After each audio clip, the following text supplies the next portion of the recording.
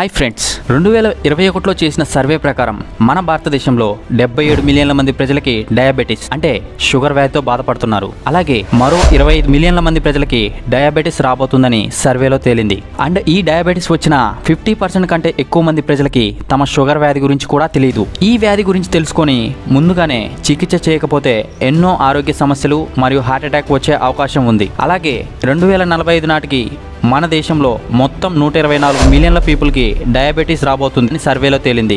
అందులో మీరు ఉండకూడదు అనుకుంటే ఈ వీడియోని పూర్తిగా చూసి షుగర్ వ్యాధిపై పూర్తి అవగాహనతో ఉండండి. అసలు ఈ డయాబెటీస్ అంటే ఏంటి, ఇది ప్రపంచంలోనే మన ఇండియా 2వ స్థానంలో ఉండడానికి గల ముఖ్య కారణాలేంటి, అలాగే ఇది వస్తే ఎలాంటి ఇబ్బందులకు గురవుతారు, షుగర్ వ్యాధి రాకుండా ఉండాలంటే మనం ఎలాంటి జాగ్రత్తలు తీసుకోవాలి అనే అన్ని విషయాలు ఈ వీడియోలో తెలియజేయబోతున్నాము. కాబట్టి ఈ ఇన్ఫర్మేషన్ ప్రతి ఒక్కరికి అతి ముఖ్యమైనది. ప్రతి ఒక్కరు పూర్తిగా చూసి దీనిపై అవగాహన తెలుసుకొని అలాగే మీ ఫ్రెండ్స్ అండ్ ఫ్యామిలీకి కూడా అవగాహన చేయాలని కోరుతున్నాను. గతంలో ఇది కేవలం పెద్దవారికి మాత్రమే వచ్చేది. ఇప్పుడిప్పుడే పుట్టిన చిన్న పిల్లల్లో కూడా ఎందుకు వస్తుంది? నేను ఇప్పుడు దీన్ని వెలిగించి స్మోక్ చేశానంటే మీరు నా గురించి తప్పుగా బ్యాడ్ గా అనుకుంటారు. కానీ మనం దీనికన్నా డేంజర్ డ్రగ్స్ ని డైలీ తింటున్నాం. మనకు తెలియకుండానే అవే chocolate, sweets and cool drinks etcetera. ఇక్కడ షుగర్ అంటే కేవలం తెల్లని పౌడర్ మాత్రమే కాదు, తీయగా ఉండే ఈ వస్తువు అయినా సరే. ఉదాహరణకి మనం తాగే కూల్ డ్రింక్స్, ఇలా చెప్పుకుంటూ పోతే చాలా ఉన్నాయి. అలాగే మనం తినే అన్నంలో కూడా షుగర్ ఉంటుంది. కొన్ని పరిశోధనల ప్రకారం ఈ షుగర్ మన బాడీపై ఎలా ప్రభావం చూపిస్తుంది, దీన్ని కంట్రోల్ చేయడానికి మనం షుగర్ ని తినడం పూర్తిగా మానేయాలా, ఈ షుగర్ ఉపయోగించడం వలన ఎలాంటి ప్రభావం ఉంటుంది అని తెలుసుకోవడానికి డాక్టర్ నికోల్ అవినా, ఈమె ప్రిన్స్టన్ యూనివర్సిటీలో ఒక ప్రొఫెసర్, ఈమె ఎలుకలపై ఒక ప్రయోగం చేసింది. అదేంటంటే రోజు ఎలుకలకి మంచినీరుకి బదులుగా పంచదార నీళ్లు కలిపి ఇచ్చేది. షుగర్ వాటర్ ఇవ్వడం వల్ల ఇది ఆ ఎలుకల యొక్క బ్రెయిన్ పై ఎలాంటి ప్రభావం చూపుతుంది అని తెలుసుకోవడానికి ఈ ఎక్స్పెరిమెంట్ లో చాలా ఆశ్చర్యకరమైన విషయాలు బయటపడ్డాయి. షుగర్ వాటర్ వల్ల ఎలుకల మెదడుపై ఒత్తిడి చాలా ఎక్కువైంది. ఈ వాటర్ స్వీట్ గా ఉండటం వల్ల ఎలుకలలో రోజు తాగే వాటర్ కన్నా 3 నుంచి 4 రెట్లు ఎక్కువ వాటర్ ని తాగేవి. ఇలా ఎక్కువగా తినడాన్ని లేదా ఎక్కువగా తాగడాన్ని హింజ్ డ్రింకింగ్ అంటారు. కొన్ని రోజుల పాటు ఇలా చేసిన తర్వాత షుగర్ వాటర్ తో పాటు మంచినీటిని ఇవ్వడం మొదలు పెట్టింది. ఆశ్చర్యం ఏంటంటే కానీ అప్పుడు ఎలుకలు మంచినీటిని టచ్ కూడా చేసేవి కాదు. ఇలా మళ్ళీ కొన్ని రోజుల తర్వాత మళ్ళీ షుగర్ వాటర్ ఇవ్వడం మొదలు పెట్టారు. అప్పుడు ఈ ఎలుకలు మొదటి కంటే ఇప్పుడు ఇంకా ఎక్కువ షుగర్ వాటర్ తీసుకోవడం మొదలు పెట్టాయి. సేమ్ ఎలుకల్లో ఉన్న బిహేవియర్ నే డ్రగ్స్ తీసుకునే వారిలో కూడా మనం గమనిస్తూ ఉంటాం. మనం ఎప్పుడైతే స్వీట్ గా ఉన్న ఫుడ్ ని తింటామో మన నాలుకపై ఉన్న స్వీట్ రిసెప్టార్స్ అవి బ్రెయిన్ కి సిగ్నల్స్ ని పంపుతాయి. అప్పుడు మన బ్రెయిన్ లో తెలియని అనుభూతి వస్తుంది. ఎందుకంటే మనం డ్రగ్ తీసుకున్నప్పుడు బ్రెయిన్ లో ఏ పార్ట్ అయితే యాక్టివేట్ అవుతుందో మనం షుగర్ తీసుకున్నప్పుడు కూడా అదే పార్ట్ యాక్టివేట్ అవుతుంది. అలా స్వీట్ తిన్నాక మన బ్రెయిన్ లో ఉన్న డోపమిన్ అనే మంచి అనుభూతి కలిగించే కెమికల్ రిలీజ్ అయ్యి మరియు దానితో పాటు స్ట్రెస్ హార్మోన్ కూడా రిలీజ్ అవుతుంది. ఈ 2 హార్మోన్స్ కలిసి రిలీజ్ అయిన తర్వాత ఇవి మనం బ్రెయిన్ పై వింతైన ప్రభావాన్ని చూపిస్తాయి. షుగర్ అండ్ డ్రగ్స్ కి డిఫరెన్స్ ఏంటంటే ఇవి తిన్న తర్వాత మన బ్రెయిన్ ని రేషనలైజ్ చేస్తాయి. అంటే ఎక్కడికి ఆగాలి మరియు ఎంత తినాలి అనేది మర్చిపోతాం. దీని వల్ల మన బ్రెయిన్ ఎప్పుడు ఎలా బిహేవ్ చేస్తుందని కూడా మనం గమనించలేం. అలానే షుగర్ తీసుకోవడం వల్ల కూడా మన బ్రెయిన్ లో కొత్త కనెక్షన్స్ ఏర్పడుతూ ఉంటాయి. ఈ కనెక్షన్స్ బ్రెయిన్ ని ఎలా మార్చేస్తాయంటే మనం ఎప్పుడైతే కేవలం స్వీట్స్ తింటామో అప్పుడు హ్యాపీగా ఫీల్ అయ్యేలా చేస్తాయి. పార్టీస్, ఫంక్షన్స్ లో స్వీట్స్ తినకపోతే ఏదో మిస్ అయిన విధంగా ఫీల్ ఉంటుంది. ఇలా మానవులు షుగర్ రిలేటెడ్ ఫుడ్స్ తినడానికి అతిగా అలవాటు పడ్డారు. ఈ షుగర్ కేవలం మన బ్రెయిన్ పై ప్రభావం చూపడంతో ఆగిపోదు, ఇది మన స్టమక్ లో కూడా వెళ్తుంది. షుగర్ అనేది కార్బోహైడ్రేట్. దీన్ని జీర్ణించుకోవడం మన స్టమక్ కి చాలా ఈజీ అయినప్పటికీ సైంటిఫికల్ గా చూసుకుంటే షుగర్ లో 2 పదార్థాలు ఉంటాయి, గ్లూకోజ్ అండ్ ఫ్రక్టోజ్. ఈ గ్లూకోజ్ మన బాడీలోకి దానంతటా అదే వెళ్ళదు. ఇది మన బాడీలో రిలీజ్ అయిన ఇన్సులిన్ తో కలిసి మన బాడీకి శక్తినిస్తుంది. ఎలాగో మన బాడీ గురించి మాట్లాడుకుంటున్నాం కాబట్టి ఒకసారి మనం తిన్న ఫుడ్ నుంచి మన బాడీకి ఎనర్జీ ఎలా తయారవుతుంది అనే విషయం కూడా తెలుసుకుందాం. మనం తిన్న ఏ ఫుడ్ అయినా మొదటగా మన స్టమక్ లోకి వెళ్తుంది. అక్కడ మన స్టమక్ కొన్ని యాసిడ్స్ ని రిలీజ్ చేస్తుంది. మనం తిన్న ఏ food, veg or non veg అయినా సరే, యాసిడ్స్ కి దాన్ని ఈజీగా జీర్ణం చేసుకుంటుంది. డైజెషన్ అంటే ఏం లేదు, మనం ఏ ఫుడ్ తిన్నా అందులో ఉన్న విటమిన్స్, మినరల్స్, కార్బోహైడ్రేట్స్, ప్రోటీన్స్ మన బాడీకి అవసరమైన ప్రతి ఒక్క ఎలిమెంట్ ని అబ్జర్వ్ చేసుకుంటుంది. ఫర్ ఎగ్జాంపుల్ ఈ ఫుడ్ లో మనకి 2 విధాలుగా ఎనర్జీస్ ని డివైడ్ చేసుకుంటే, ఫస్ట్ గ్లూకోజ్. ఫుడ్ లో ఉన్న గ్లూకోజ్ మన బాడీకి ఎనర్జీ ఇవ్వడానికి ఉపయోగపడుతుంది. Number 2 proteins, vitamins, minerals. ఇవన్నీ మన బాడీ యొక్క గ్రోత్ అలాగే మన బాడీకి అవసరమైన కెమికల్స్ ని రిలీజ్ చేయడానికి ఉపయోగపడుతుంది. ఇక్కడ మనం మాట్లాడుకోవాల్సింది బాడీ ఎనర్జీ అంటే మనం తిన్న ఫుడ్ లో ఉన్న గ్లూకోజ్. ఇది మనం తిన్న షుగర్ నుంచి వస్తుంది. ఈ గ్లూకోజ్ మన బాడీలో ఉన్న బ్లడ్ లో మొదటగా కలుస్తుంది.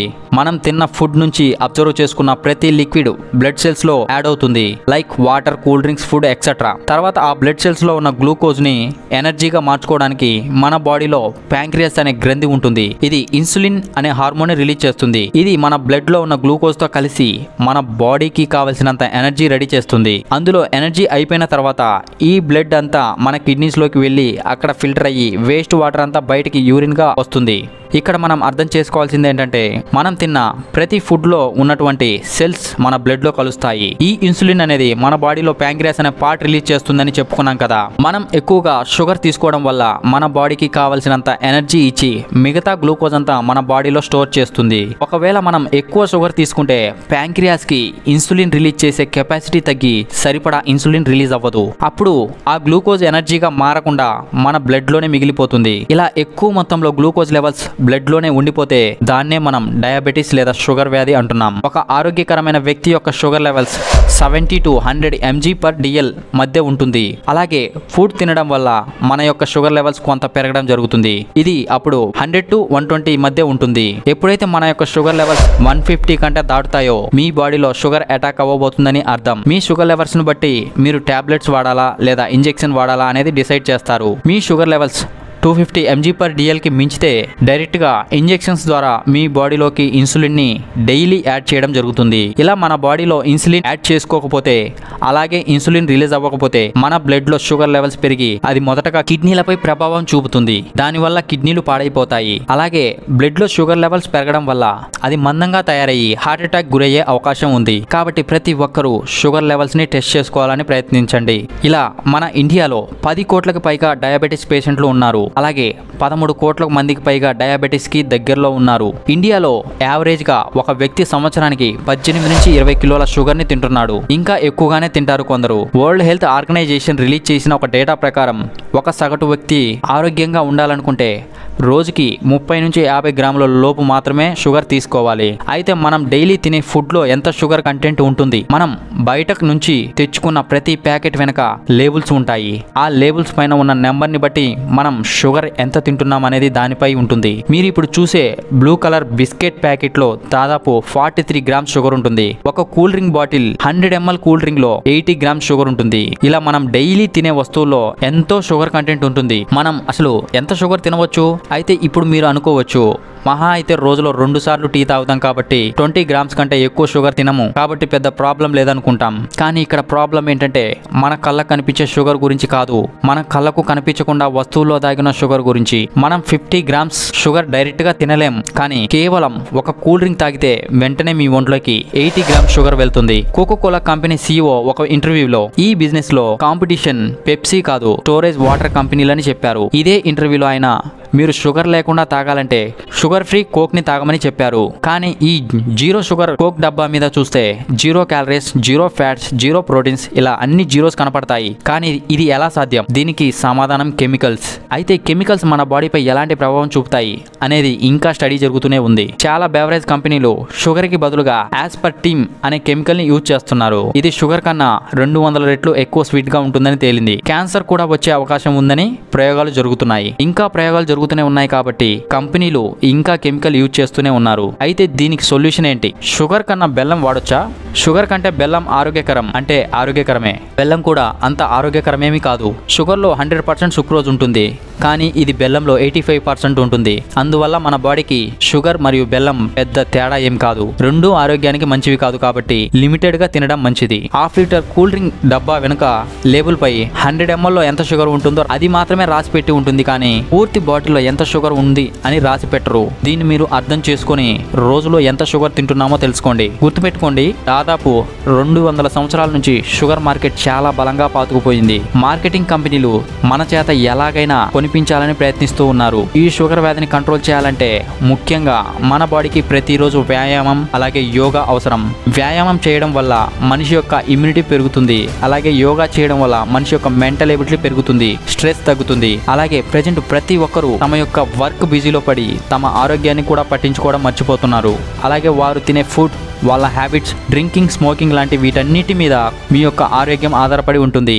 కాబట్టి మీ ఆరోగ్యానికి హాని కలిగించే చెడు అలవాట్లకి దూరంగా ఉండండి. అలాగే మీరు ప్రతిరోజు మీ శరీరానికి ఎక్సర్సైజ్ చేసి మీ ఇమ్యూనిటీ పవర్ పెంచుకోవడం ద్వారా మీకు మీ బాడీకి కావలసినంత ఇన్సులిన్ ని ప్యాంక్రియాస్ నుంచి రిలీజ్ చేయడం జరుగుతుంది. ఎప్పుడైతే మీకు ఇమ్యూనిటీ పవర్ తగ్గి మీ బాడీ లేజీనెస్ కి అలవాటు పడి ఉంటుందో మీ బాడీ ఇన్సులిన్ ని రిలీజ్ చేసే కెపాసిటీ కూడా తగ్గుతుంది. అలాగే మీరు తినే ఆహారపు అలవాట్లు కూడా జాగ్రత్త వహించవలసి ఉంటుంది. ఎందుకంటే బయట సైడ్ ఫుడ్ అధికంగా తినడం ద్వారా అది మీ బాడీకి అధికంగా షుగర్ మాత్రమే కాదు, అధిక ఫ్యాట్ అలాగే రకరకాల హెల్త్ ప్రాబ్లమ్స్ ఎదుర్కోవాల్సి ఉంటుంది. ఫ్రెండ్స్, ఈ వీడియో ఇంతే. ఈ వీడియోలో ఉన్న ఇన్ఫర్మేషన్ మీకు నచ్చినట్టయితే తప్పకుండా ఒక చిన్న లైక్ చేయండి. అలాగే అభిప్రాయాన్ని తప్పకుండా కామెంట్ చేయండి. ఇలాంటి మరిన్ని ఇంట్రెస్టింగ్ వీడియోస్ కోసం అయితే కాసిం ఫ్యాక్ట్ ఛానల్ని సబ్స్క్రైబ్ చేయడం మర్చిపోకండి.